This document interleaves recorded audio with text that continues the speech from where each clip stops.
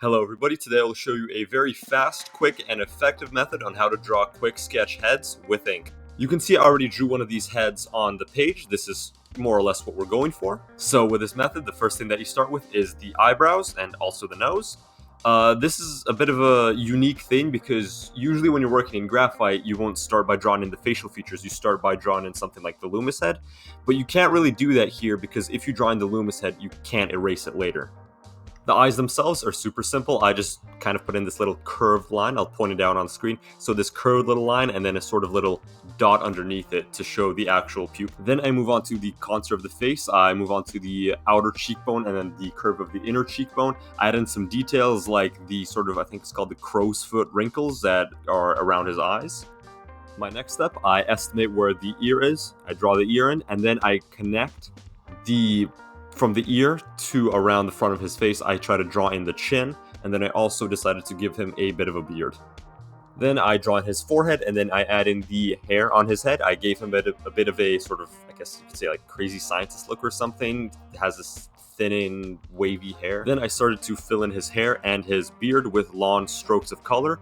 I really like this brush pen. I don't know exactly where I got it from. If I will find it, I'll leave a link in the description, but yeah, anyway. And the final step after this is to just give him a neck and sort of shade in the cast shadow from the chin. And that is pretty much it for this head. After finishing up that first head, I decided to draw another one. And once again, I start off by drawing the eyebrows and the nose. I add in the eyes once again, and I add in the contour of the face, kind of just like his forehead, the mid-face, like the cheekbones. I then realized that I completely butchered his left eye, so I did what I always do when I make this mistake. I simply put an eye patch on it.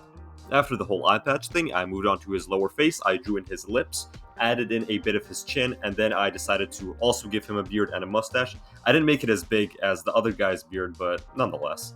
After that, it was pretty much just adding in a bit of extra detail. I drew in the top of his head, added some extra shading to both of his ears, and I'm pretty sure that is it. What else did I do? Oh, I also gave him a bit of a coat with a collar. I then went back to the first guy that I drew and gave him a bit of a jacket as well, just for fun.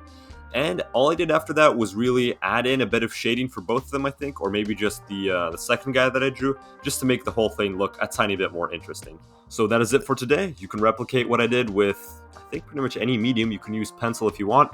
I learned this method from Kim Jong-gi, who unfortunately passed away a few years ago, I think, and also combining my previous quick sketch knowledge. This is not difficult at all, and I think that if you follow the steps shown in this video, you can really easily make a couple of nice looking sort of like mini portraits.